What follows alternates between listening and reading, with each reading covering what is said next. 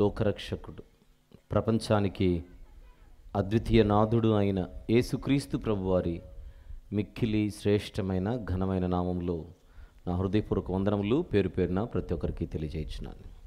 ప్రార్థన చేసుకుని ఈ సువార్త సభలలో రెండవ రోజు చక్కని సంగతులు మనం మాట్లాడుకున్నటకు ముందుకెళ్దాం. దయచేసి అందరూ ప్రార్థనలో ఏకీభవించవలసిందిగా మనవి.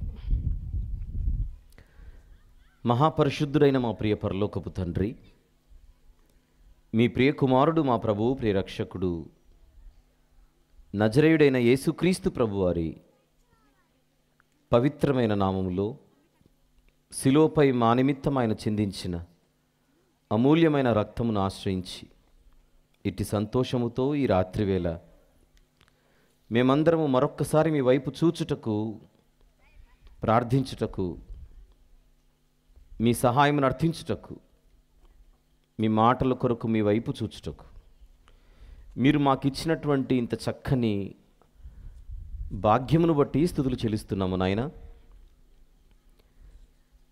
ఏ మాటలైతే ఈ రెండవ రోజు మా అందరికి అవసరమో వాటిని మాకు అనుగ్రహించి మా జీవితాలను మరింత వెలుగుమయము చేయమని, మెరుగుపరచమని, వినివారు మాత్రముగా ఎవరము ఇక్కడ ఉండకుండా ఈ మాటల ప్రకారంగా మా జీవితాలను మలుచుకొనుటకు ప్రభువా సహాయము చేయమని, మీ ఆత్మ సహాయమును సమృద్ధిగా మాకు అనుగ్రహించమని బ్రతిమలాడుచు యేసు ప్రభువారి మహోన్నతమైన నామములోనే ఈ ప్రార్థన మనవులు మీకే సమర్పించి వేడుకొనుచున్నాము తండ్రి. ఆమెన్. ప్రభునందు ప్రియులారా, క్రీస్తు సువార్త మహాసభలు పరిటాల అనే ప్రాంతంలో జరుగుతున్నటువంటి ఈ చక్కని సభలలో దేవుడు విజయవంతంగా మనల్నందరినీ రెండవ దినమునకు చేర్చినందుకు ముందుగా దేవుని స్తుతిస్తూ ఉన్నాను. నిన్నటి రాత్రి మనం మాట్లాడుకున్న మాటలు మన మనసునందుంచుకుని మరిన్ని ఆలోచనాత్మకమైనటువంటి సంగతులను మనసు పెట్టి మనం ఆలోచిస్తూ ఆలకిద్దామని ప్రభు పేరట నేను సభను కోరుచున్నాను.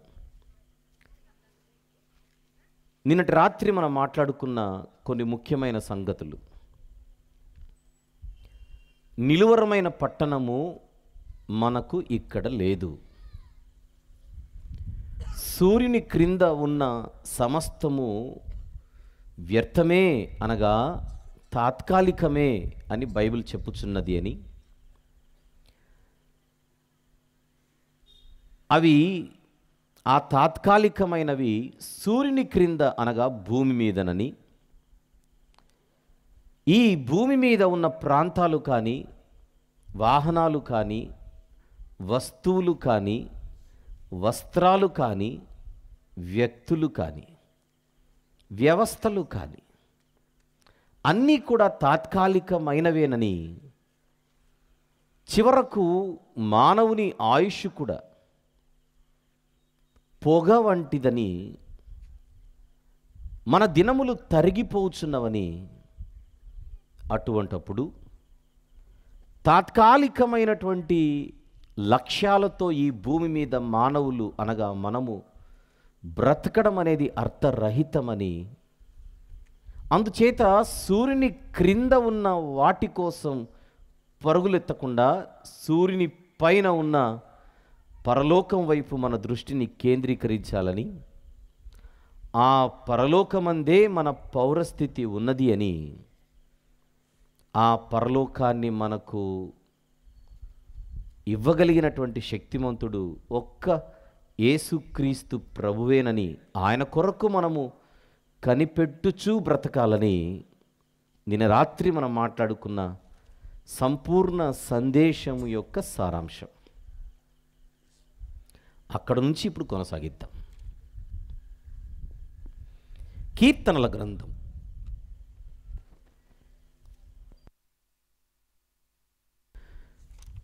అందులో దైవజనుడైన మోషే గారు వ్రాసిన ఒక అద్భుతమైనటువంటి కీర్తన, అది ఆయన ప్రార్థన కూడా. 90వ కీర్తన.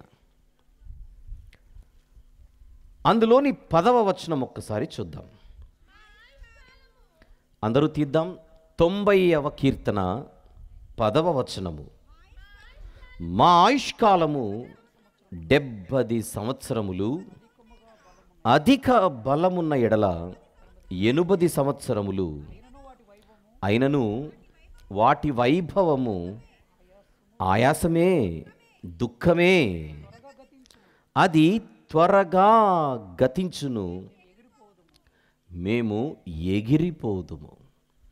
ఇది మానవుని జీవితం.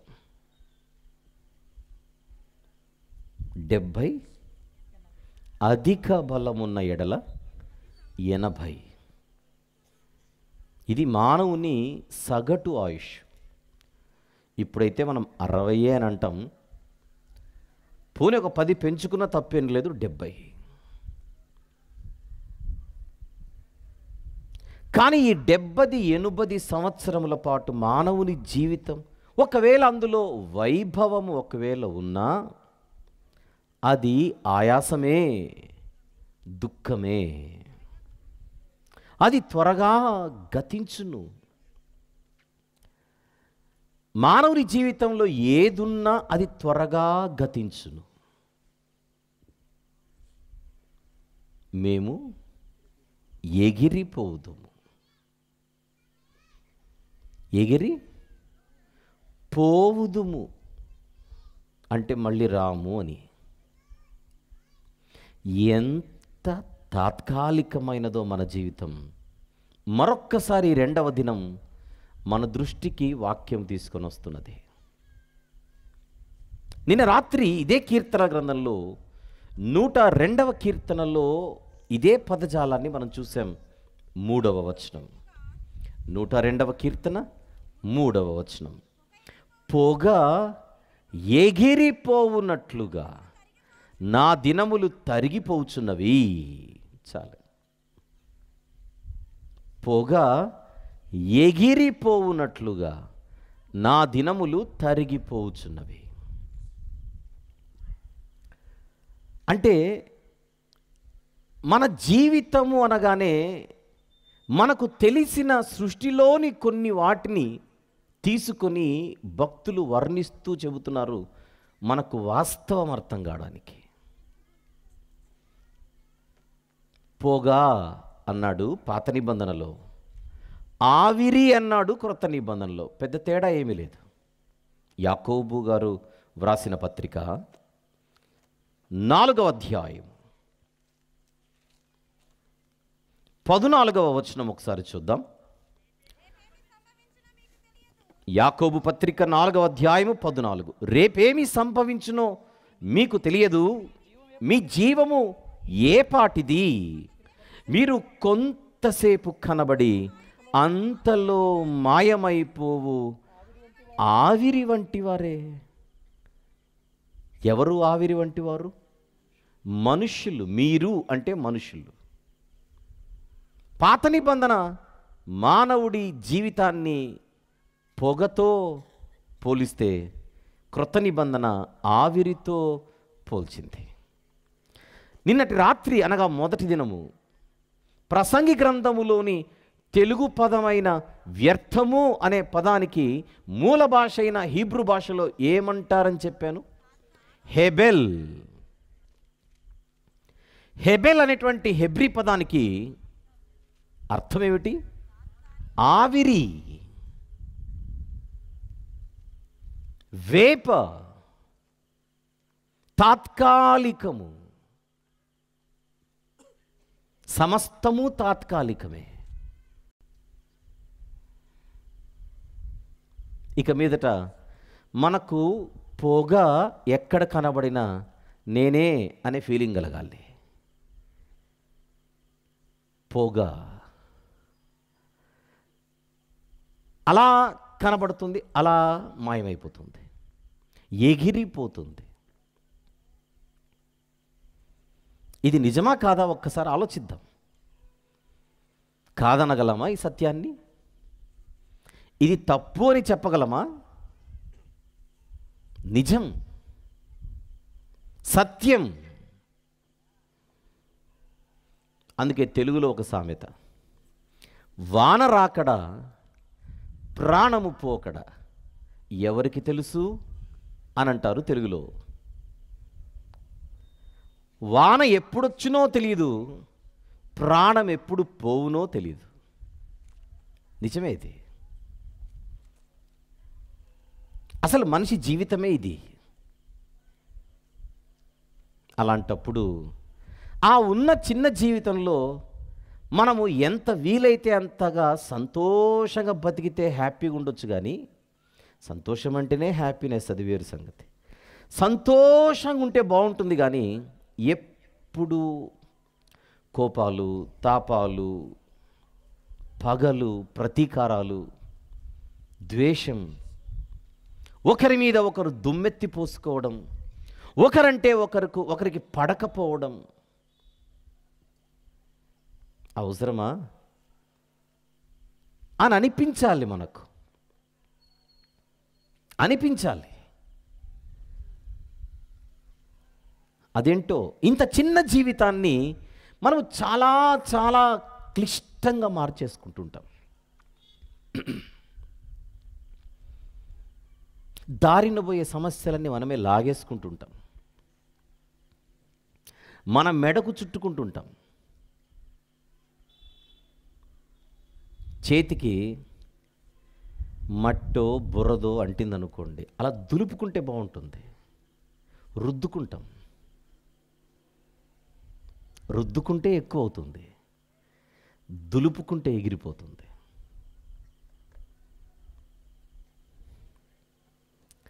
హేబేలు గారు దేవునికి అర్పణ తెచ్చాడు. దేవుడు దాన్ని ఇష్టపడ్డాడు. అదే కుటుంబంలో మరొక ఆయన అర్పణ తెచ్చాడు. ఆయన పేరు కయీను. దేవునికి ఆ అర్పణ నచ్చలేదు. నా తమ్ముడి అర్పణ దేవునికి నచ్చింది, నా అర్పణ ఎందుకు నచ్చలేదు అని ఆలోచించు. ఆన్సర్ దొరుకుతుంది. సింపుల్. లేదా దేవుణ్ణి అడుగు, ఎందుకు ప్రభువా నా అర్పణ మీకు నచ్చలేదు అని అడుగు, తెలియజేస్తాడు ఆయన. అది చేయలేదు ఆయన. తన సొంత తమ్మునిపై పగ పెంచుకున్నాడు. అప్పటి నుంచి తన జీవితం శాపభరితముగా, ఇబ్బందులలోనికి, దేవుని ఎదుట దేవునికి విరోధిగా ఒక సర్టిఫికెట్ను పొందే ఒక పరిస్థితిని తాను తెచ్చుకున్నాడు. నా తమ్ముడు కదా అనే ప్రేమ లేదు, నా తమ్ముడు కదా, దేవునికి అంత ప్రీతికరంగా బ్రతుకుతున్నాడు కదా అనే ఆనందం లేదు. తట్టుకోలేకపోయాడు తన తమ్ముని పురోగతి చూసి. భక్తిలో, ఆత్మీయతలో తన సహోదరుడు ఎదుగుచూ ఉంటే దాన్ని చూసి తట్టుకోలేకపోయాడు. నీ జీవితానికి ఇది అవసరమా అని వాక్యం ప్రశ్నిస్తోంది.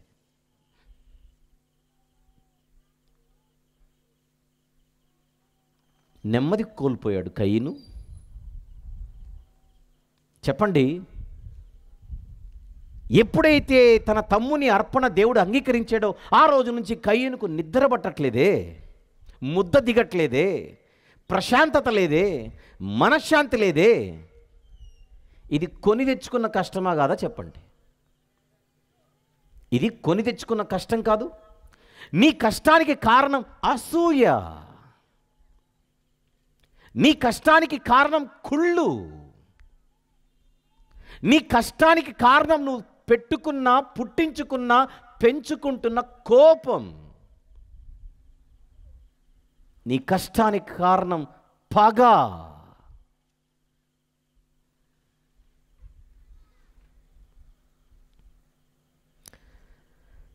చివరికి మానవ చరిత్రలోనే మొట్టమొదటి హంతకుడిగా చరిత్రకెక్కేశాడు. ఇది గర్వించే హిస్టరీ కాదు, సిగ్గుతో తలదించుకునే చరిత్ర. ఏం సాధించాడు కయీను? తనకు కాలం వచ్చింది, తాను చనిపోయాడు. తన తమ్ముడిని పొట్టన పెట్టుకొని కయీను అనే మనిషి సాధించింది ఏంటి అని అడుగుతున్నాను.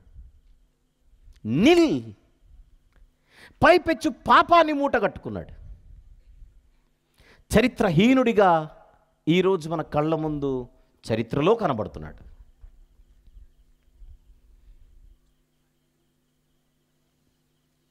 ఇశ్రాయేలు జాతికి మొట్టమొదటి రాజు సౌలు.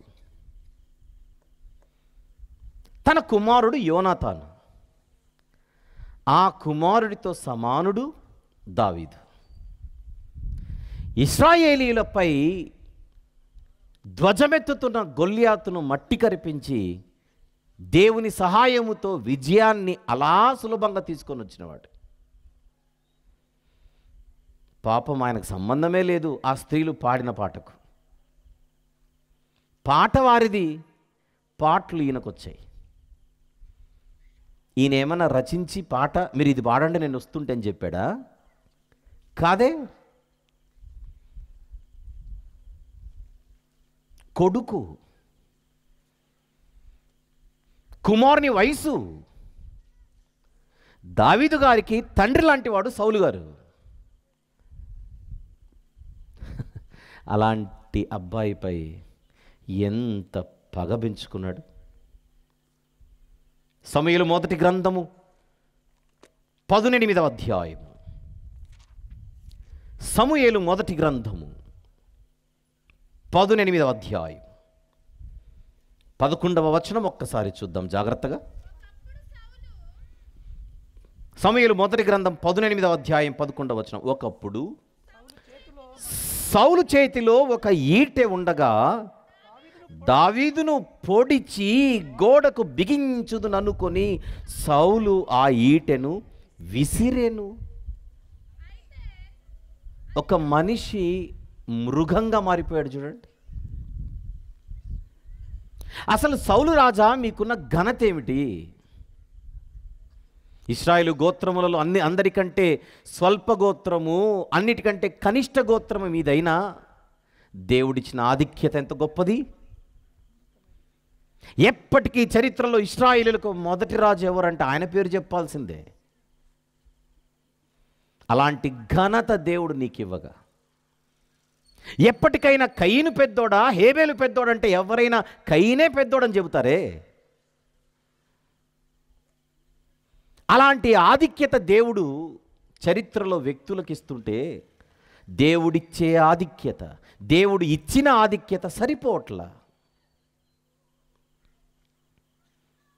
పగ.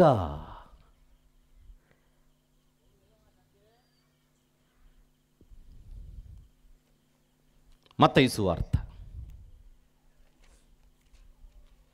26వ అధ్యాయం. మత్తయి సువార్త 26వ అధ్యాయం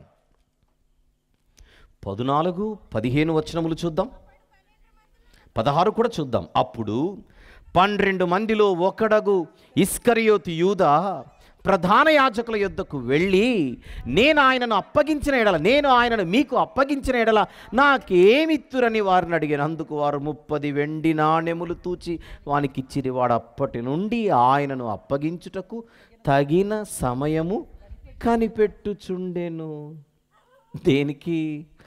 30 వెండి నాణెములకు. ఎవరిని?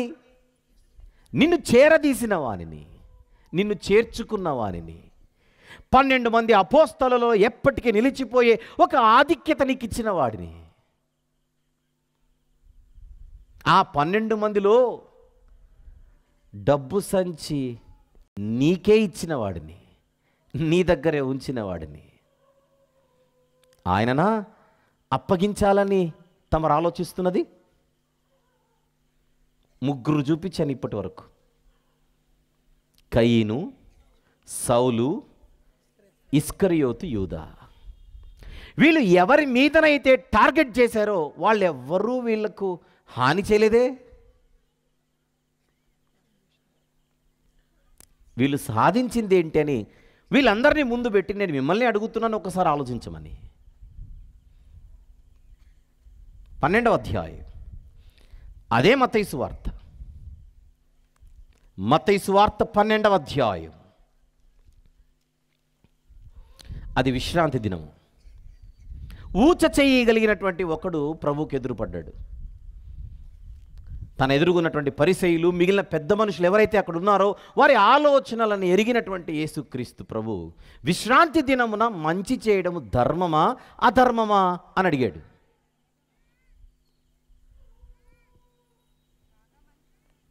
పదకొండవ వచనం, మీలో ఏ మనుషునికైనను ఒక గొర్రె ఉండి అది విశ్రాంతి దినమున గుంటలో పడిన ఎడల దాన్ని పట్టుకొని పైకి తీయడా?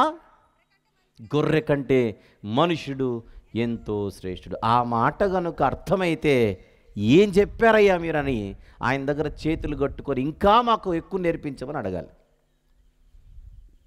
అలా అడగట్లా. 13వ వచనంలో యేసుప్రభు ఆ మనిషిని స్వస్థపరిచాడు. ఇప్పుడు 14వ వచనంలో వీరి స్పందన చూడండి. అంతటా పరిసయ్యులు వెలుపలికిపోయి ఆయనను ఎలాగూ సంహరింతుమా అని ఆయనకు విరోధముగా ఆలోచన చేసిరి. ఏం చేశాడు ఆయన? విశ్రాంతి దినమున అనారోగ్యంతో బాధపడుతున్న ఒక వ్యక్తికి మంచి ఆరోగ్యం ఇచ్చాడు. అంతే, ఇంకేం చేయలేదు ఆయన. దానికి స్పందన ఏమిటి? దానికి స్పందన ఏమిటి పరిసయ్యులది? ఆయనను ఎలాగూ సంహరింతుమా. పగ, విరోధం. 27వ అధ్యాయం మత్తయి సువార్త 27వ అధ్యాయం మొదటి 2 వచనములు చూద్దాం. ఉదయమైనప్పుడు ప్రధాన యాజకులను ప్రజల పెద్దలందరూ యేసును చంపింపవలెనని ఆయనకు విరోధముగా ఆలోచన చేసి ఆయనను బంధించి తీసుకొని పోయి అధిపతి అయిన పొంతి పిలాతునకు అప్పగించిరి. ఒకటే టార్గెట్, ఆయనను చంపాలి, ఆయనను చంపాలి, ఆయనను చంపాలి. పగ అన్నది మనిషిని ఎంత మృగంగా మారుస్తుందో ఒక్కసారి ఆలోచించండి. ఒక మనిషిలోని పగ ఒక హేబేలు గారిని చంపేలా చేసింది. ఒక మనిషిలోని పగ ఒక బాలుడైన దావీదు గారిని చంపాలనే ఆలోచనలోనికి మనిషిని తీసుకొని వచ్చింది. ఒక మనిషిలోని దురాశ, మరికొందరి పగ ప్రపంచాన్ని రక్షించడానికి లోకానికి వచ్చిన లోకరక్షకుడైన యేసుక్రీస్తు ప్రభును చంపాలి అనే చరిత్రహీనమైనటువంటి ఆలోచనలు చేసేలా తయారు చేసింది. పరిసయ్యులు, పెద్దలు, వీళ్ళందరూ సాధించిందేమిటి? వాళ్ళ టైం వచ్చింది, వాళ్ళు చచ్చిపోయారు. ఏం సాధించారు చెప్పనా? బతికితే వీళ్ళలాగా మాత్రం బతకూడదని అందరూ అనుకునేలా ఒక పేరు మాత్రం వాళ్ళకు సాధించి పెట్టింది. ఇక్కడున్న మనలో ఎవరికైనా కయీనులా బతకాలనే ఆశ ఉందా? పగబెట్టుకున్న సౌలు గారిలా బతకాలని ఆశ ఉందా? ఒక యూదా ఇస్కరియోతులాగా జీవించాలని ఉందా? లేకపోతే పరిసయ్యులు, శాస్త్రులు, ఈ పెద్ద మనుషుల్లా బతకాలని ఉందా? ఎవ్వరికీ లేదే.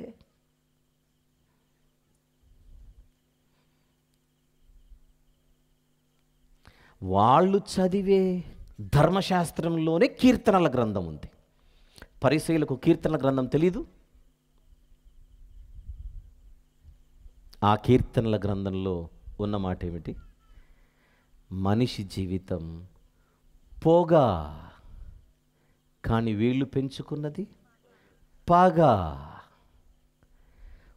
పోగా అని గుర్తుంటే పగా అనేది ఉండేది కాదు. పగా అనేది ఎందుకు వచ్చిందంటే చెప్పండి.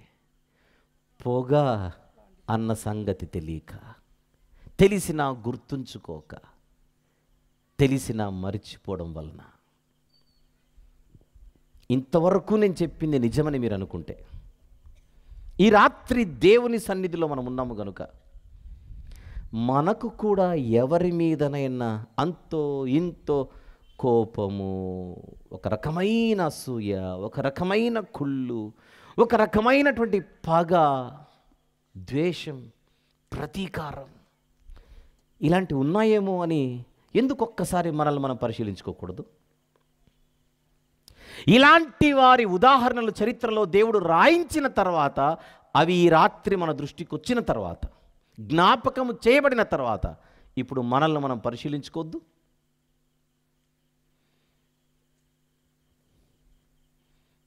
ఉంటుంది మనకు కూడా, ఎవరి మీదనో ఉంటుంది, కనీసం ఒక పిడికెడంతైనా ఉంటుంది, ఒక తట్టుకోలేనితనం.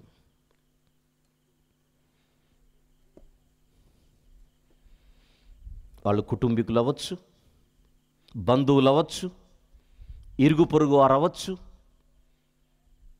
స్నేహితుల్లాగా పిలువబడే వారు ఉండొచ్చు, మనం పనిచేసే ఆఫీసులో ఉండొచ్చు, కంపెనీలలో ఉండొచ్చు, చేసే వ్యాపారాలలో ఉండొచ్చు, మన ఊరు వాళ్ళు ఉండొచ్చు.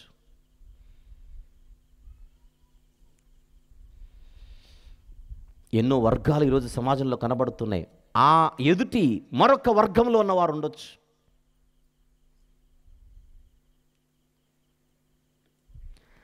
బతికేదే 60, పోనీ 70, అధిక బలమున్న ఎడల 80.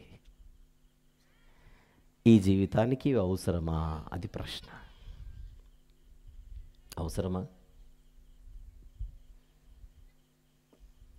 అందుకే దేవుడు కొన్ని మీరు టేకప్ చేయండి, నాకు వదిలేయండి అన్నాడు. చూద్దాం కొన్ని. లేవియాకాండం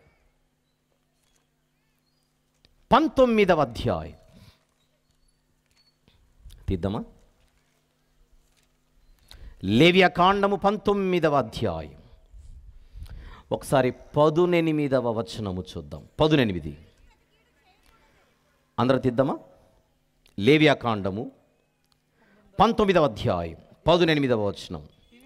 కీడుకు ప్రతి కీడు చేయకూడదు. అందరూ చూస్తున్నారా మాట? కీడుకు ప్రతి కీడు చేయకూడదు.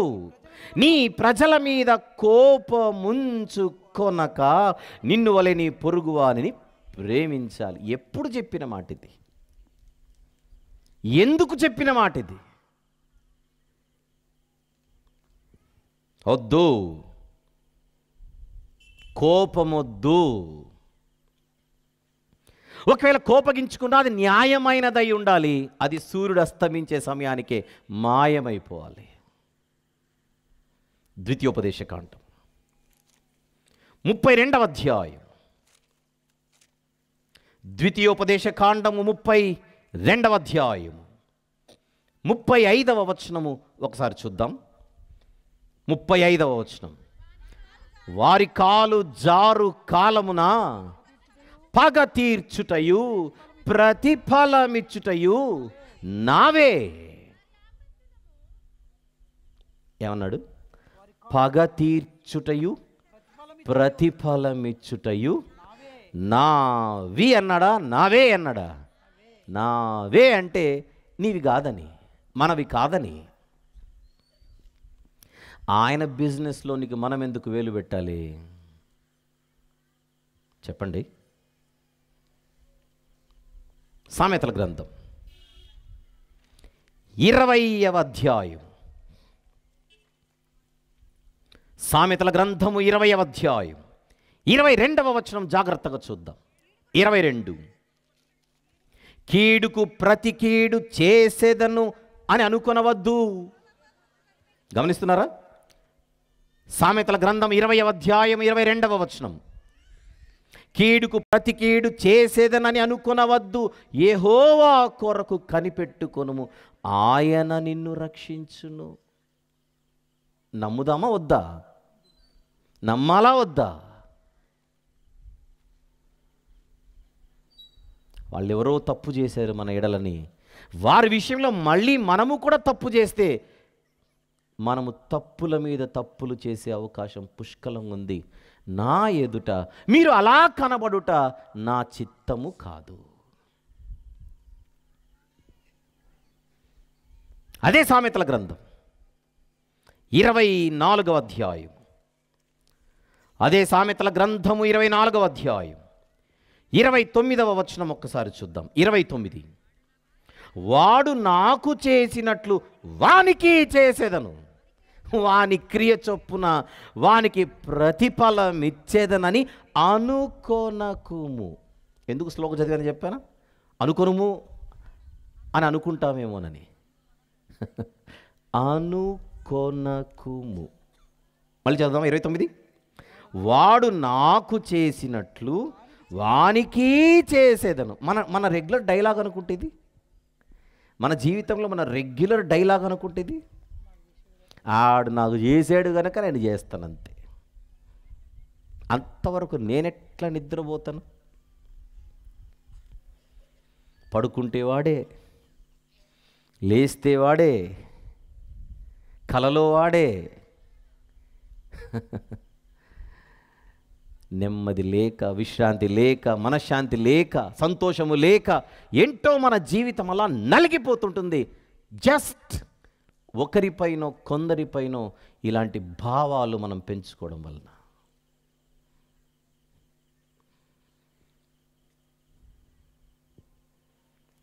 పెళ్ళి చేసిన రోజున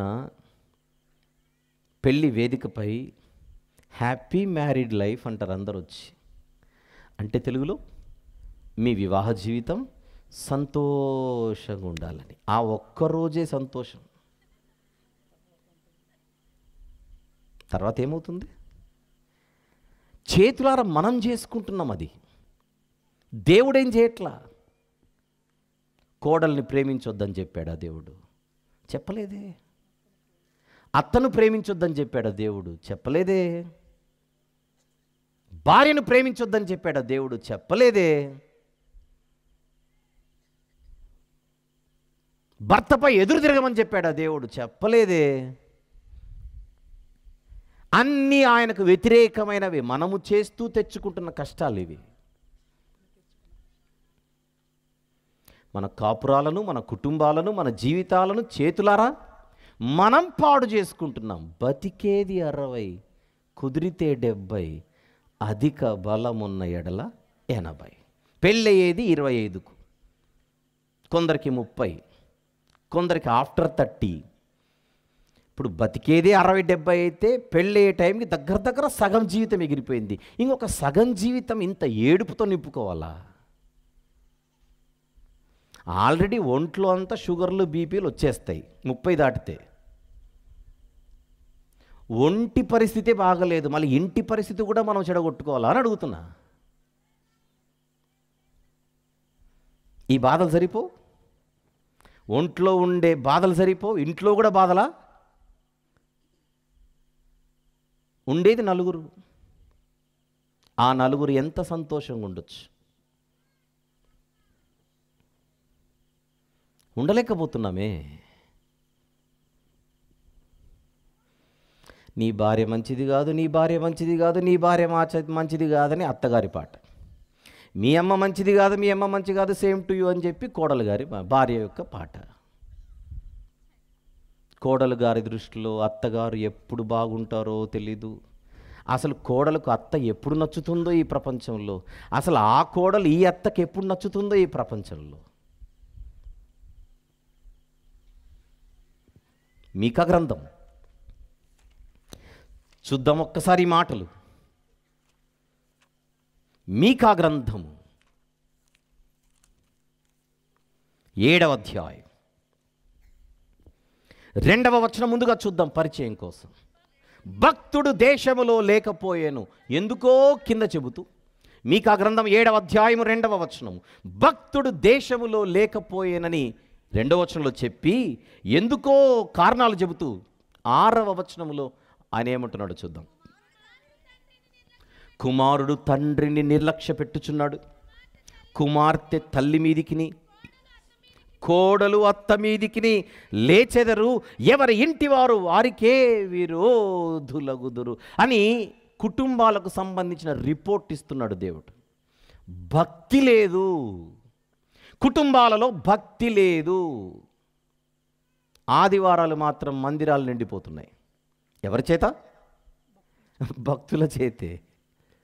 మందిరాలలో భక్తులు, కుటుంబాలలో భక్తి లేదు. కారణం విరోధం,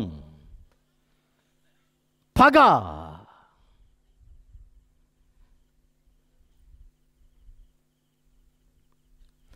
అవి నేను చూసుకుంటాను, మీరందరినీ ప్రేమించండి అని దేవుడు చెప్పాడు.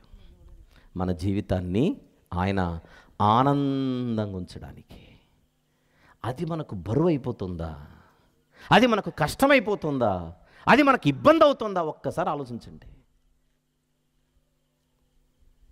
మత్తయి సువార్త 5వ అధ్యాయం, మత్తయి సువార్త 5వ అధ్యాయం 39. దుష్టుని ఎదిరింపక నిన్ను కుడి చెంప మీద కొట్టువాని వైపునకు ఎడమ చెంప కూడా త్రిప్పుము. 44వ వచనం, మీరు పరలోకమందున్న మీ తండ్రికి కుమారులై ఉండునట్లు మీ శత్రువులను ప్రేమించుడి, మిమ్మును హింసించు వారి కొరకు ప్రార్థన చేయుడి. పాత నిబంధన అయినా క్రొత్త నిబంధన అయినా ఒకటే సందేశం, చాలా క్లియర్గా, కన్సిస్టెంట్గా, అంటే నిలకడగా ఈ ప్రపంచ మానవాళికి అందుతోంది. చెడగొట్టుకోకండి జీవితాన్ని. అది చిన్నది, అది పొగ, అది ఆవిరి. రోమీలకు రాసిన పత్రిక 12వ అధ్యాయం, రోమా పత్రిక 12వ అధ్యాయం 17వ వచనం నుండి చూద్దాం. కీడుకు ప్రతి కీడు ఎవనికి చేయవద్దు, మనుషులందరి దృష్టికి యోగ్యమైన వాటిని గురించి ఆలోచన కలిగి ఉండుడి. శక్యమైతే మీ చేతనైనంత మట్టుకు సమస్త మనుషులతో సమాధానముగా ఉండుడి. ప్రియులారా, మీకు మీరే పగ తీర్చుకొనక దేవుని ఉగ్రతకు చోటయుడి. పగ తీర్చుట నా పని, నేనే ప్రతిఫలమునిత్తునని ప్రభువు చెప్పుచున్నాడని వ్రాయబడి ఉన్నది. అందరితో సమాధానంగా ఉండండి. వద్దు ఎవరికి ఎలాంటి ప్రతిఫలాన్ని ఇవ్వాలో నీకంటే గొప్ప జడ్జిని నేనంటున్నాడు దేవుడు. ఒక్కొక్కసారి మీ జడ్జిమెంట్ అయినా కూడా తప్పైపోతుందేమో, కానీ నా జడ్జిమెంట్ ఎప్పటికీ పర్ఫెక్ట్.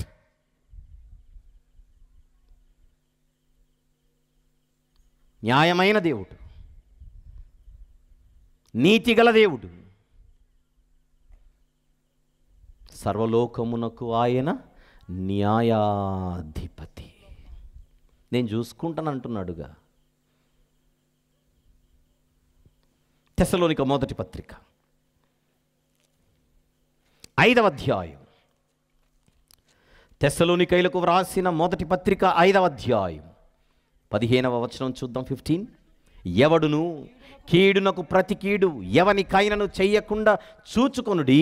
మీరు ఒకని ఎడల ఒకడును మనుషులందరి ఎడలను ఎల్లప్పుడూ మేలైన దానిని అనుసరించి నడుచుకొనుడి, మేలైన దానిని వెంటాడుడి అంటున్నాడు కింద ఫుట్నోట్లు. వ్యక్తిత్వాన్ని ఎంత అద్భుతంగా వాక్యము పెంచుతోందో ఒక్కసారి చూద్దాం.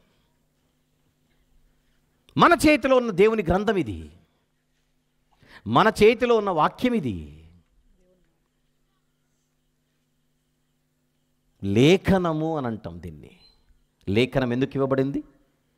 దైవావేశము వలన కలిగిన ప్రతి లేఖనము ఉపదేశించుటకును, తర్వాత తప్పు దిద్దుటకు. మనం వాక్యం దగ్గరికి మన జీవితాన్ని తీసుకొని వస్తే మన లోపాలను ఎత్తి చూపి దిద్దుకోమని చెబుతుంది. దిద్దుకునేవాడే భక్తుడు, దిద్దుబాటు అసహ్యమైన వాడు భక్తిహీనుడు అంటోంది బైబిల్. పేతురు గారి మొదటి పత్రిక 3వ అధ్యాయం 9వ వచనం ఒకసారి చూద్దాం.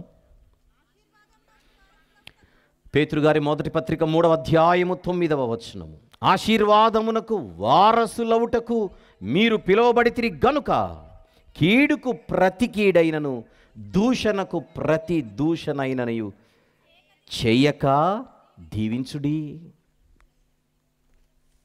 ఎందుకు చెబుతున్నట్టు? ఎందుకు చెబుతున్నట్టు?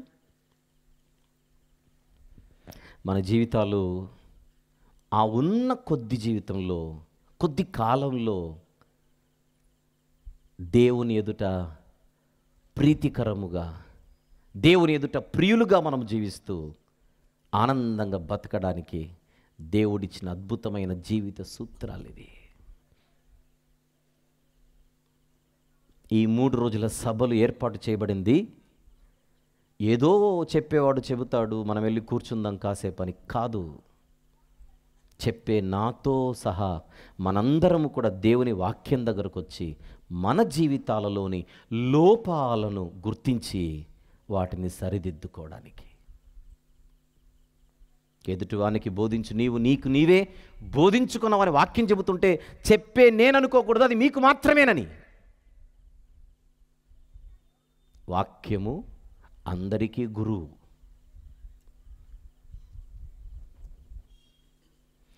అందుచేత ఈరోజు ఈ రాత్రి మనము ఈ మాటలు ఆలోచిస్తూ ఉంటుండగా ఇంతవరకు మనము చూసిన మాటలు,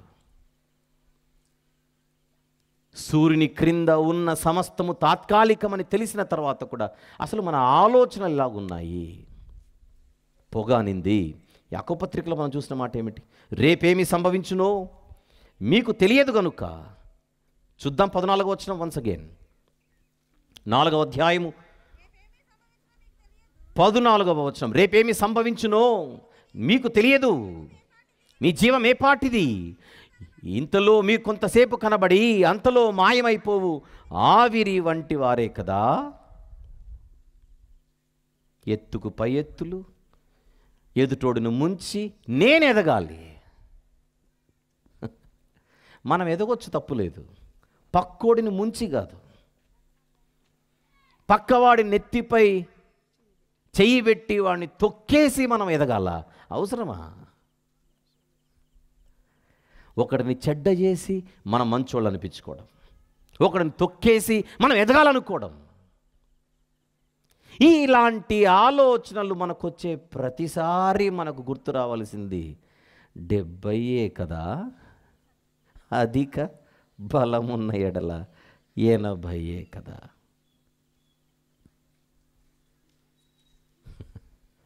ఇంకా కయీను హేబేలు గారిని చంపాడు.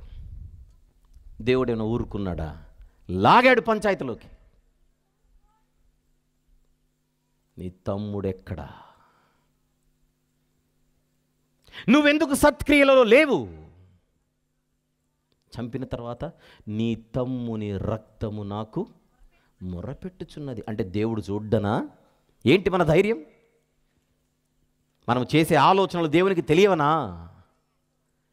మనము చేసే పన్నాగాలు, మనకుండే ఎదుటివానికి వ్యతిరేకంగా విరోధంగా ప్రణాళికలు, పథకాలు ఏవైతే ఉన్నాయో అవి దేవునికి తెలియవా?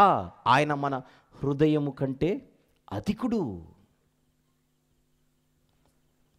చూస్తున్నవాడు పైనుండగా ఇక్కడ మనము డ్రామాలు ఆడడం ఇది సాహసమే అవుతుంది. ఎవ్వరికి తెలియదు, నా ఆలోచనలు ఎవరికి తెలియదు, నా తలంపులు ఎవరికి తెలియదు, నేను చేయడం ఎవరు చూడలేదు. సీసీ కెమెరాలకైనా మనం దొరక్కపోవచ్చు, కానీ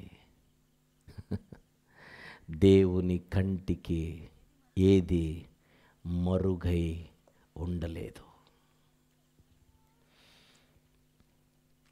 భయం ఉండాలి. బైబిల్ ప్రకారంగా జ్ఞాని ఎవరు? యెహోవా యందు భయభక్తులు కలిగి ఉన్నవాడే జ్ఞాని.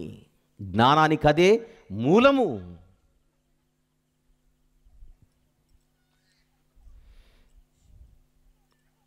కొరింథీయులకు రాసిన 2వ పత్రిక చూద్దాం. కొరింథీయులకు వ్రాసిన 2వ పత్రిక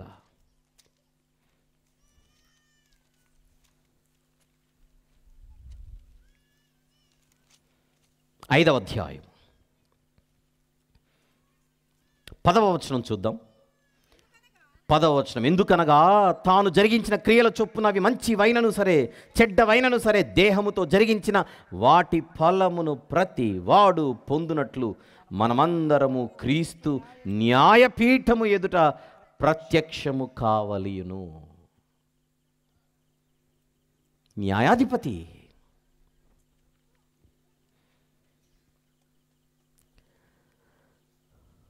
బైబిల్ చెబుతున్న సత్యం ఇది.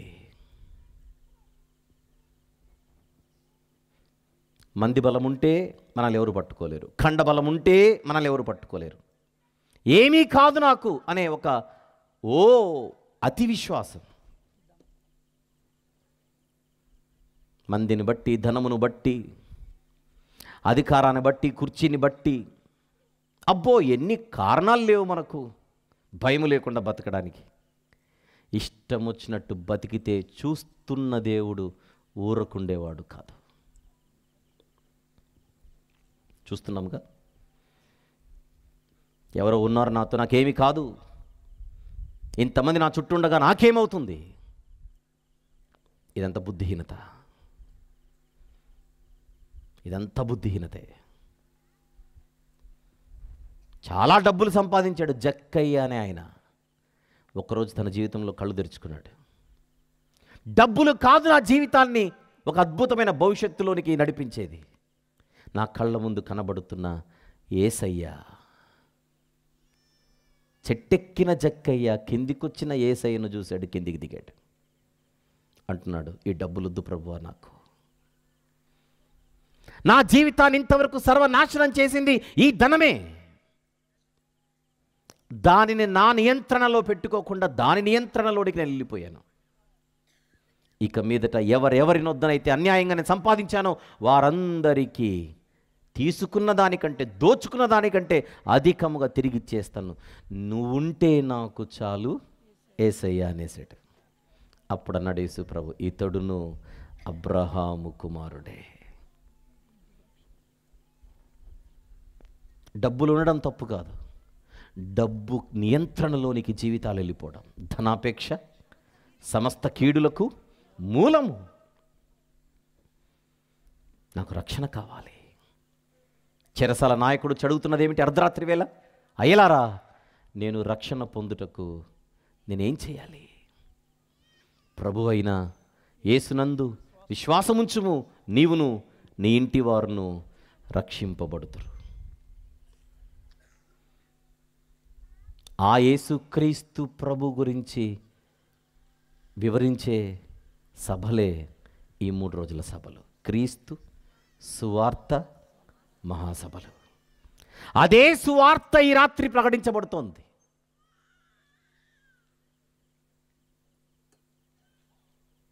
మంచి ఉద్యోగం ఉంది, సంపాదించడానికి మంచి ఆస్కారం ఉంది, అయినా కూడా అవినీతితో సంపాదించే సొమ్ము నాకొద్దని, నీతిగా నేను నా ప్రభు ఎదుట బతకాలని, ఆయనతో నా జీవితం ముందుకు సాగాలని ఆలోచన చేసిన జక్కయ్య ఒక బుద్ధిహీనుడు కాదు,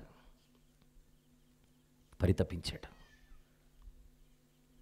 ఒక ప్రభుత్వ ఉద్యోగంలో ఉన్నటువంటి ఆయన అర్ధరాత్రి వేళ రక్షణ కొరకు పరితపిస్తున్నాడు. చెరసాల నాయకుడు.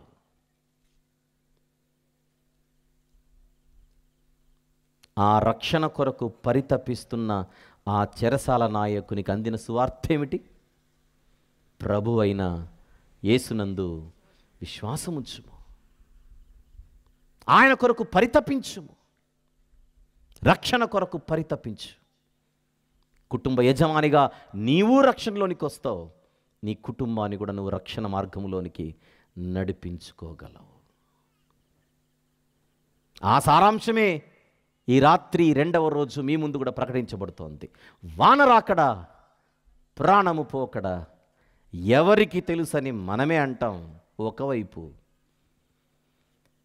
మళ్ళీ వాన రాకడా, ప్రాణము పోకడా ఎవరికి తెలుసని మనమే అంటాం ఒకవైపు, మరొక వైపు పగలు రేయి అనే భేదము లేక అందరిపై పగలు పెట్టుకొని బతికేస్తుంటాం. ఒకవైపేమో ప్రాణం ఎప్పుడు పోతుందో మనకే తెలియదని మనమే అంటూ, మరొక వైపు రాత్రింబగళ్ళు అందరిపై పగలు ప్రతీకారాలు పెట్టుకొని బతకడం ఏమైనా అర్థం ఉందా? ఒక్కసారి పాట చూద్దాం తెరపై.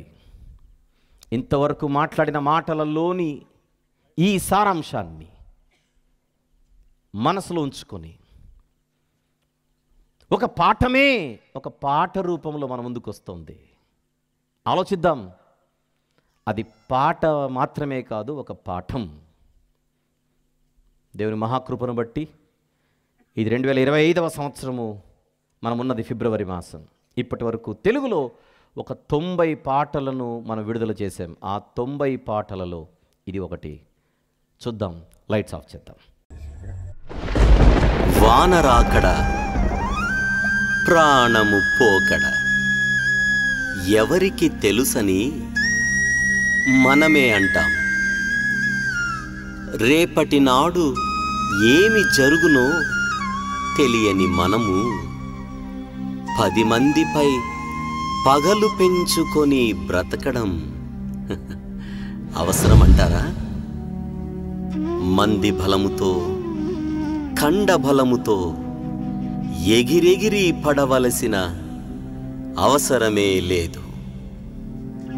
ఎందుకంటే ఎంత బ్రతికినా 60 సంవత్సరాలే. అధిక బలముంటే 80 కదా.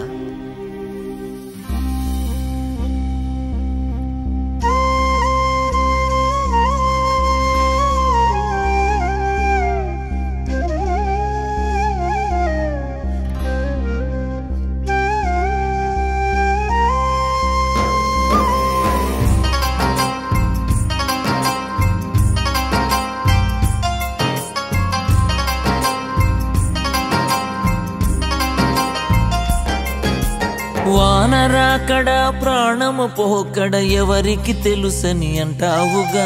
పగలూరే ఈ భేదము లేక పగలెందుకన్న ఓరన్న.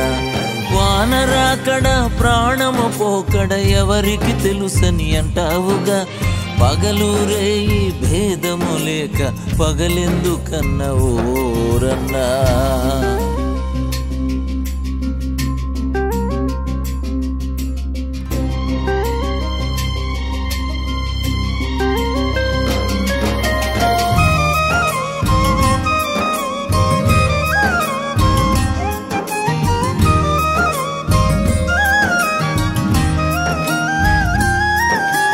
రేపటినాడు ఏమి జరుగును నీకు తెలియదని వాక్యమందిగా. ఇంతలో కనబడి అంతలో పోయే ఆవిరోలే మన బ్రతుకు ఉందిగా.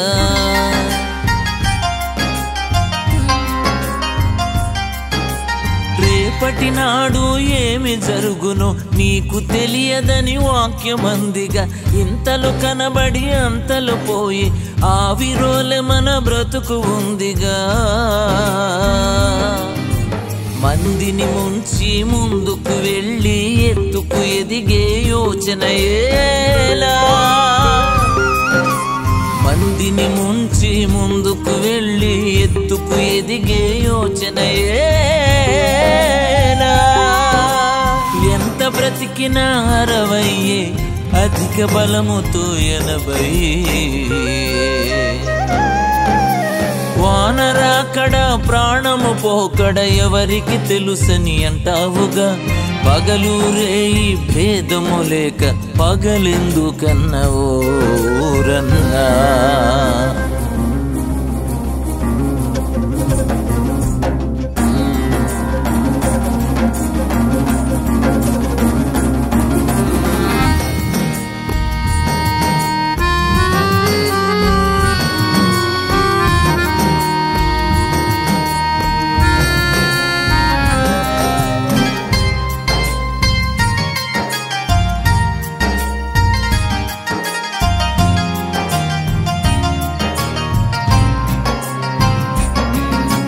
పైనున్నవాడు చూస్తూ ఉండగా తప్పులు చేస్తూ బ్రతకవచ్చునా. భయమే లేక బ్రతుకుతూ ఉంటే చూస్తున్నవాడు ఊరకుండునా.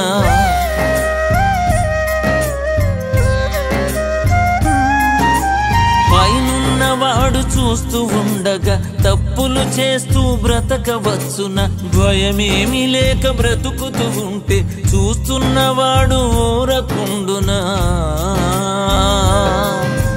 మంది బలముతో కండ బలముతో ఏమి కాదనే యోచన నీదా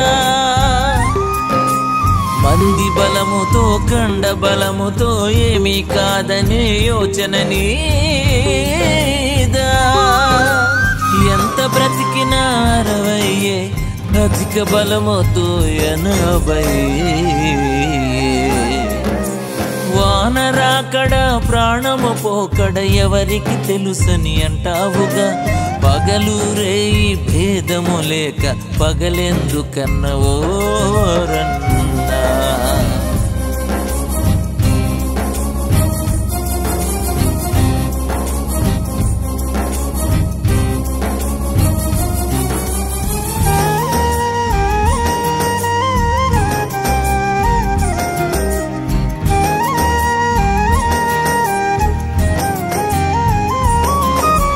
క్రీస్తురాకడే ముందు ఉందిగా న్యాయపీఠమే ఎదురు ఉండగా చేసిన క్రియల ఫలము తప్పక పొందవలసిన దినము ఉండగా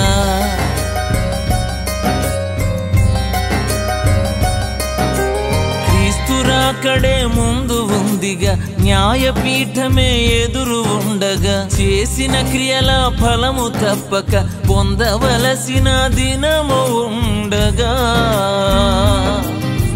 మందిని చూసి మోసపోకుము రక్షణ కొరకై పరితపించుము మనుషుల కొరకే ప్రాణమిచ్చిన క్రీస్తునొద్దకే త్వరగా రమ్ము ఎంత బ్రతికినా 60 అధిక బలముతో 80 వానరాకడ ప్రాణము పోకడ ఎవరికి తెలుసని అంటావుగా పగలు రేయి భేదము లేక పగలెందుకన్న ఓరన్నా వానరాకడ ప్రాణము పోకడ ఎవరికి తెలుసని అంటావుగా పగలు రేయి భేదము లేక పగలెందుకన్న ఓరన్నా ప్రభునందు ప్రియులారా, దేవుని ఎదుట మానవ జీవితం ఎంత అర్థరహితంగా కనబడుతోందో ఇలాంటి పరిస్థితులు మనం చూస్తున్నప్పుడు ఇవన్నీ ఎవరిలోనో ఉన్నాయని కాదు కదా, మనలో కూడా లేవు, ఉన్నాయి. ఎవరిని ఇక్కడ పరిపూర్ణులము కాదు. దేవుని వాక్యం ఎదుట నిరంతరము మనల్ని మనము సరిచేసుకోవలసినటువంటి పరిస్థితి మనందరిది. నాలో ఏ లోపము లేదు, నాలో ఏ బలహీనత లేదు, నేను పరిపూర్ణుడను పరిపూర్ణురాలను అని దేవుని ఎదుట మనం చెప్పుకున్నది మోసమే అవుతుంది, అబద్ధమే అవుతుంది. ఇంత గొప్ప వాక్యాన్ని దేవుడు మనకిచ్చి ఎలా బ్రతకాలో చెబుతున్నాడు, ఎలా బ్రతకకూడదో కూడా చెబుతున్నాడు. ఈ వాక్యంలో పిల్లలకు వాక్యాలు ఉన్నాయి, యవనస్తులకు ఉన్నాయి, పెద్దలకు ఉన్నాయి, వృద్ధులకు ఉన్నాయి, భర్తలకు ఉన్నాయి, భార్యలకు ఉన్నాయి, అందరికీ ఉన్నాయి. అందుకే అందరూ చదవవలసిందే, అందరూ నేర్చుకునవలసిందే.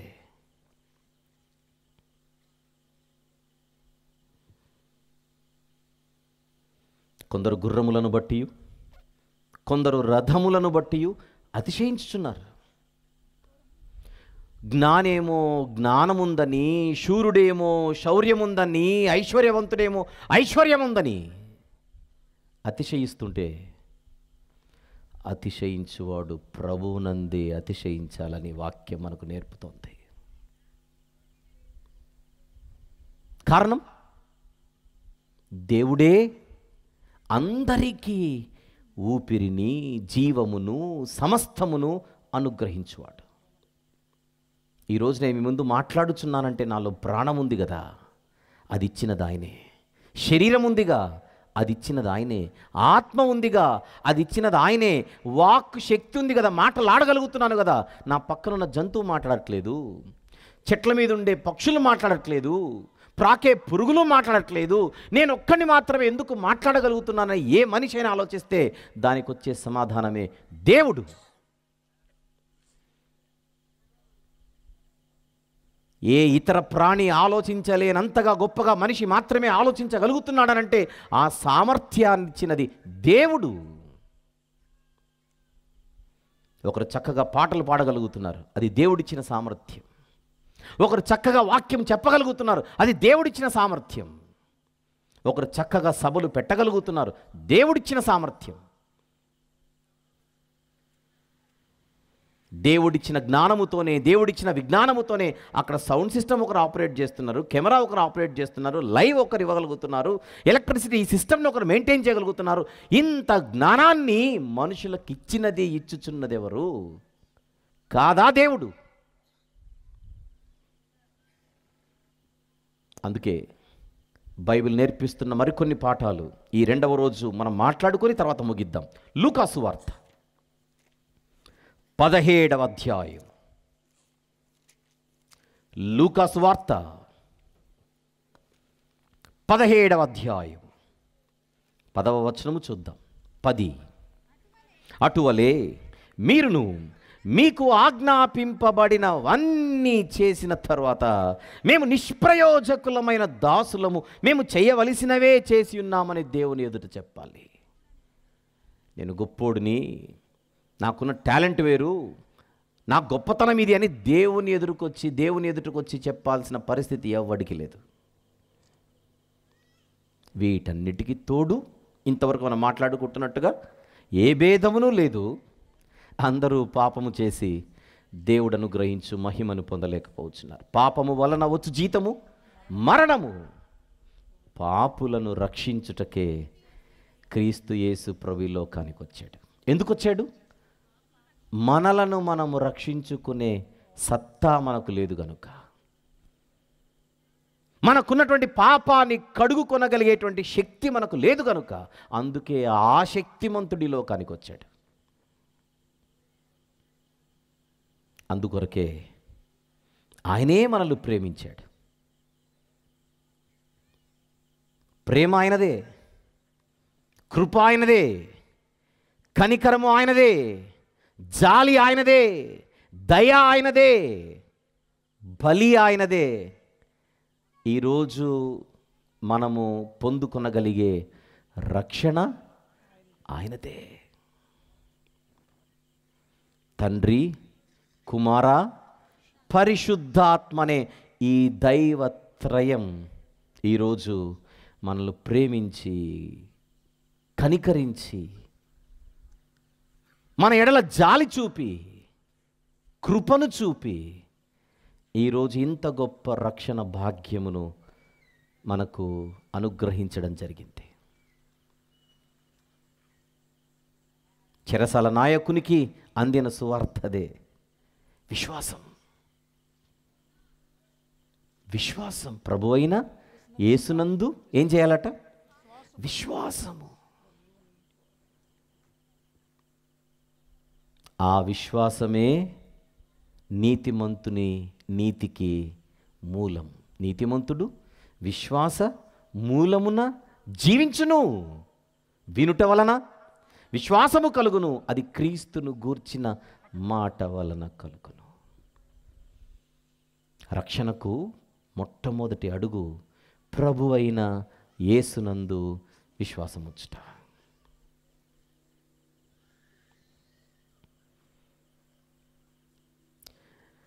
నేను పాపిని, పరిశుద్ధుడైన దేవుని ఎదుట నా జీవితము పాపముతో నిండి ఉన్నదనేటువంటి వాస్తవాన్ని గ్రహించిన ఏ వ్యక్తి అయినా కూడా చేయవలసింది ఆ దేవుని దగ్గరకు వచ్చి, దేవా నేను పాపిని అని తన పాపాలను దేవుని ఎదుట ఒప్పుకోవాలి. బైబిల్ అంటుంది, అతిక్రమములను దాచిపెట్టువాడు వర్ధిల్లడు, వాటిని ఒప్పుకొని విడిచిపెట్టువాడే కనికరము పొందును. ఆ కనికరము దేవునిది. నేనైనా, మీరైనా, ప్రపంచంలో ఎవరైనా దేవుని కనికరముపై, దేవుని కరుణపై, దేవుని కృపపై ఆధారపడవలసిందే. ఉపమానంలో చెబుతూ ప్రభు ఒక పరిసయుడు ప్రార్థన చేయడానికి వచ్చి తాను గొప్పవాడని చెప్పుకుంటున్నాడు. కానీ సుంకర్ అన్నవాడు ఉపమానంలో దేవాలయం యొద్దకు ఎన్నో వచ్చుటకు తాను ధైర్యం చేయలేకపోయాడు. దూరాన నిలిచుండి ఆకాశము వైపు కన్నులెత్తుటకైనను ధైర్యము చేయక, దేవా నేను పాపిని, నన్ను కరుణించు అని దేవుని కరుణపై ఆధారపడ్డాడు, విశ్వసించాడు. ఉపమానంలో పరిసయుని కంటే ఈ వ్యక్తి నీతిమంతునిగా తీర్చబడి వెళ్ళిపోయాడు. సిలువలో ఇద్దరు నేరస్తులు, ఒకడు కుడివైపున, మరొకడు ఎడమవైపున. ఒకడేమో పొయ్యే కాలం దగ్గరకు వచ్చిన ఎగతాళి చేయడం ఆగట్లా. నువ్వు క్రీస్తు అయితే నిన్ను నువ్వు రక్షించుకొని మమ్మల్ని కూడా రక్షించు, వెటకారం.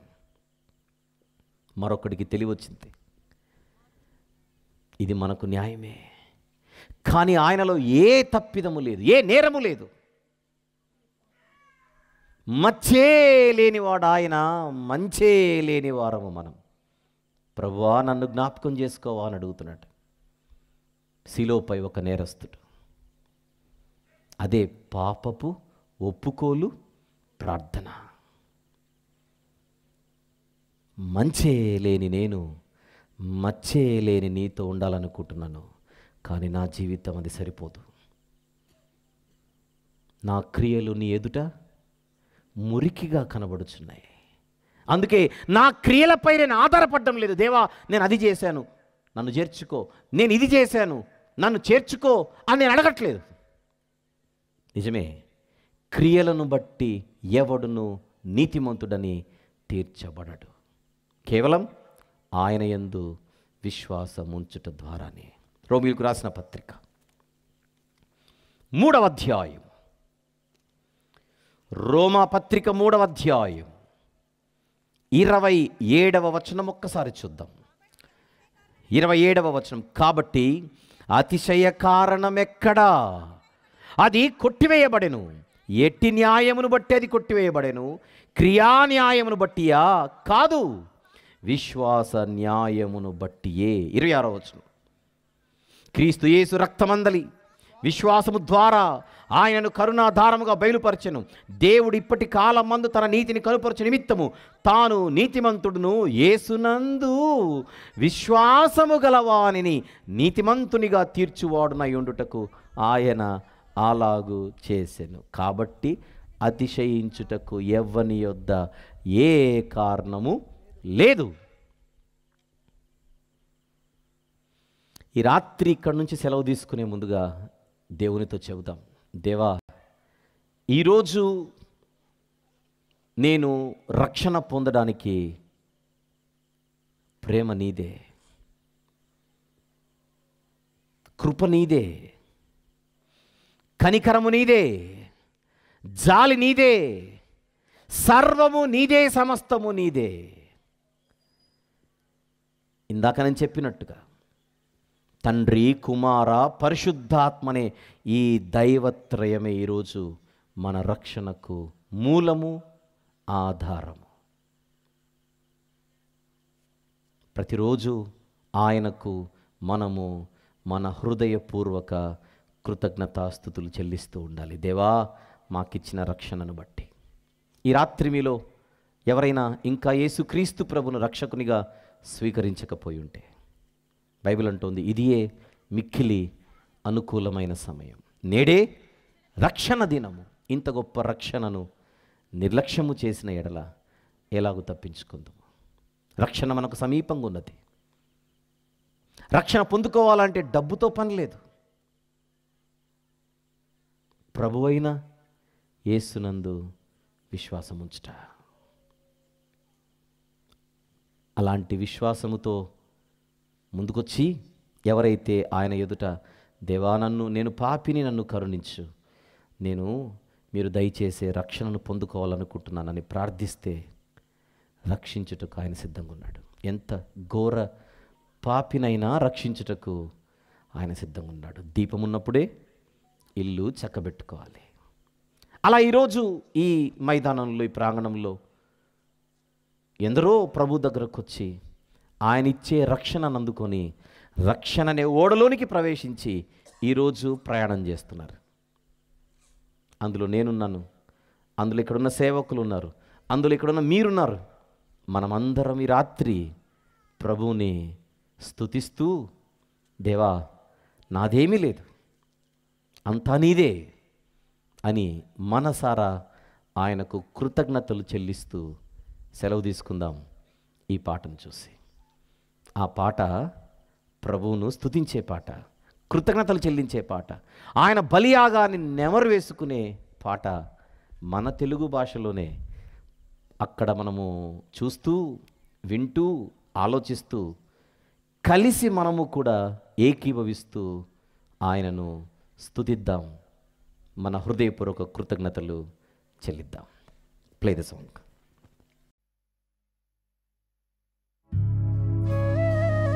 ప్రభువునందు ప్రియులారా, పాపము నుండి ఈరోజు మనకు లభించిన రక్షణ ఎంత అద్భుతమైనది కదా! దీనికి మన గొప్పతనమంటూ ఏమీ లేదు. సిలువపై కొలవలేనంత మరియు వెలకట్టలేనంత ప్రేమను మన ఎడల చూపిన ఆ యేసుక్రీస్తు ప్రభువుకు స్తుతులు చెల్లించకుండా ఉండగలమా? రండి, ఈ పాట ద్వారా మనసారా ఆయనతో మాట్లాడుకుందాం.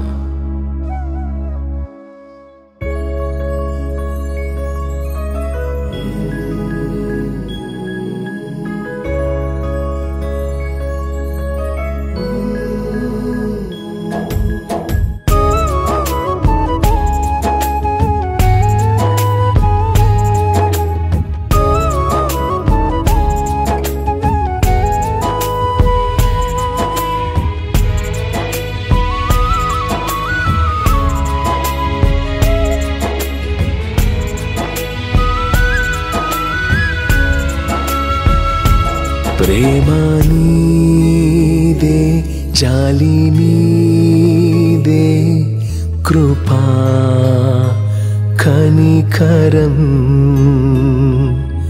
కరుణా సర్వమును. ప్రేమ నీదే, జాలి నీదే, కృపా కనికరం కరుణా సర్వమును.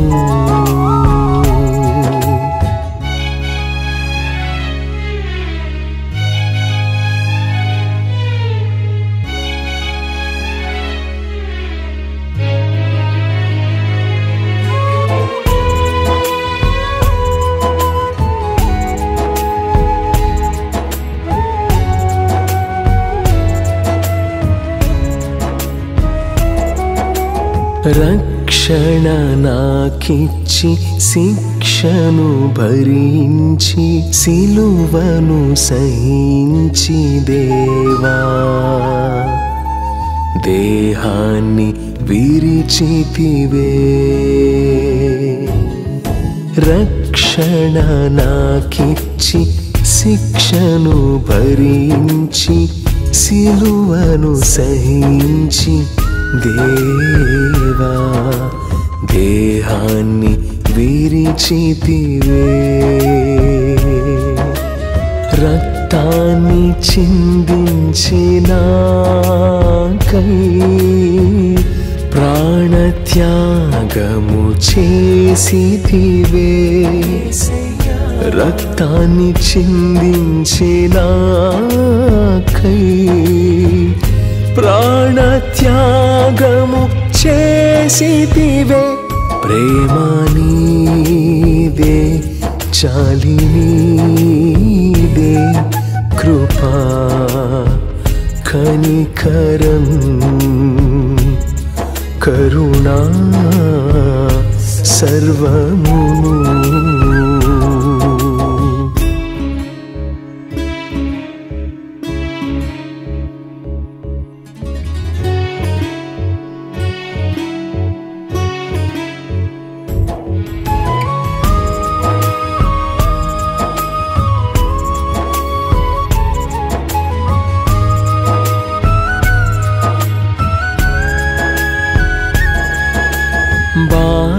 బాధను కలిగించి వేదన నీకిచ్చి రోదనకై నేను దేవా కారకుడనైతిని.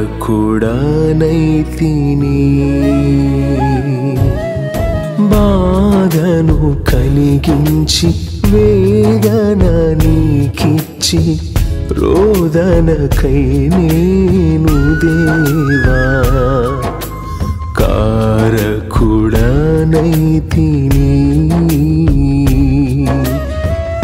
దోషినైన నేను నీ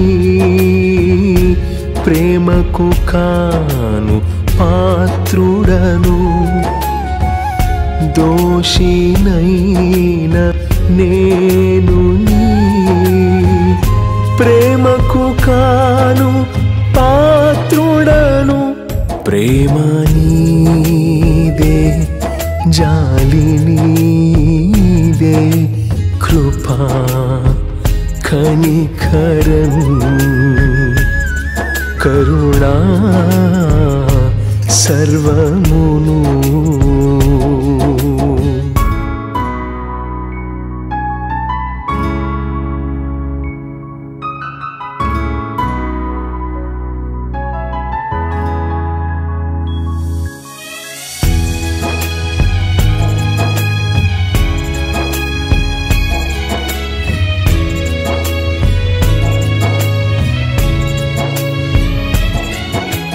బాధను భరించి వేదన సహించి రోదనతో నాకై దేవా తప్పించిపోతివే.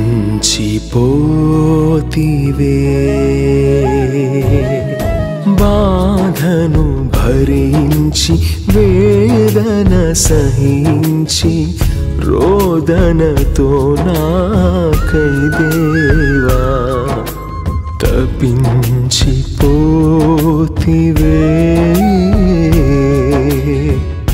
దోషినైన నాపై కుమ్మరించితివా ప్రేమను. దోషినైన నాపై కుమ్మరించితివా ప్రేమ. ప్రేమ నీదే, జాలి నీదే, కృపా కనికరం కరుణా సర్వమును.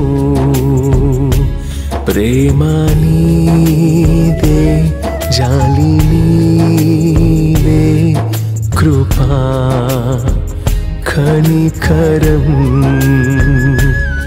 కరుణా సర్వమును. కృపా కనికరం కరుణా సర్వమును.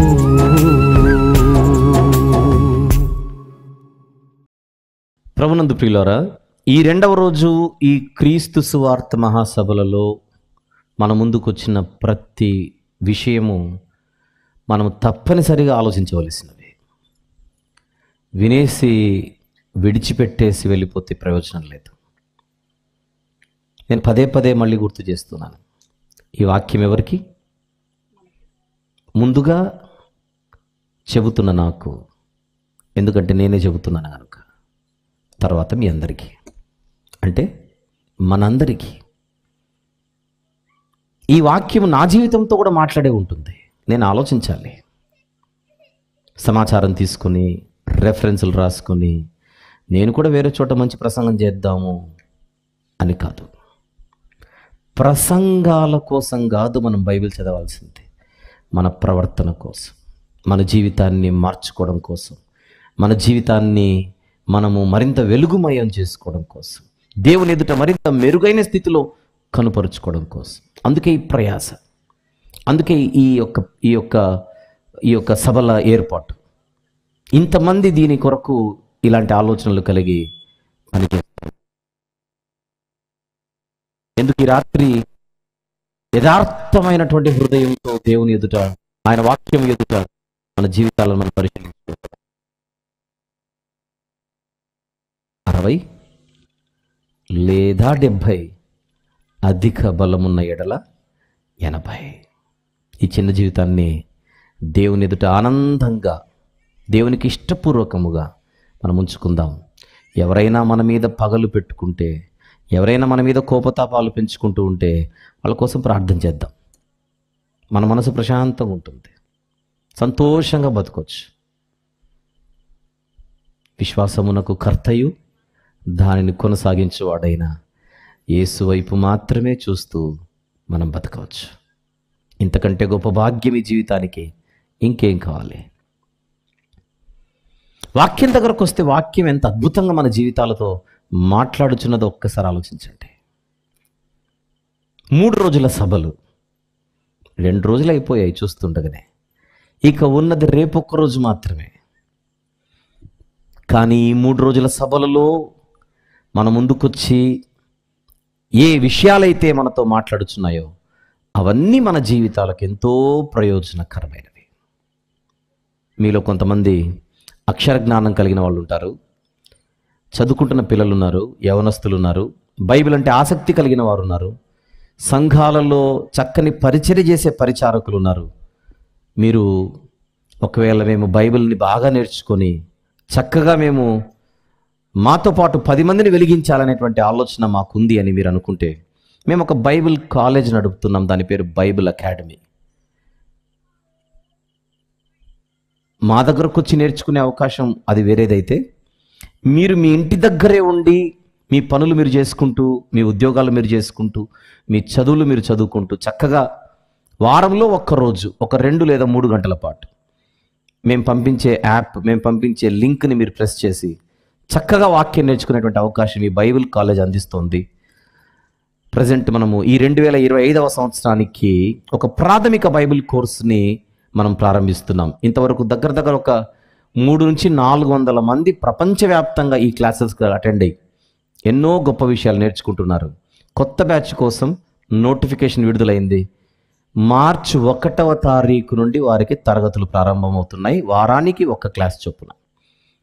ఈ ప్రాథమిక బైబిల్ కోర్స్ అంటే బైబిల్లోని అత్యవసరమైనటువంటి మూల పాఠాలు ఏవైతే ఉంటాయో వాటికి సంబంధించినటువంటి ప్రాథమిక అవగాహన కల్పించడానికి స్టార్ట్ చేస్తున్నటువంటి కోర్స్ ఇది.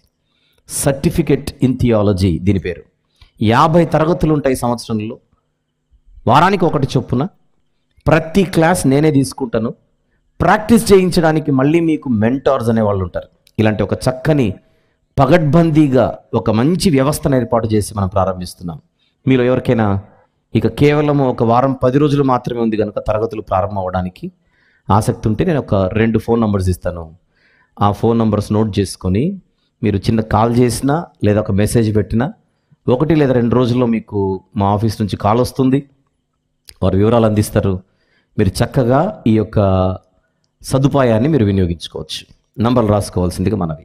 6300433337.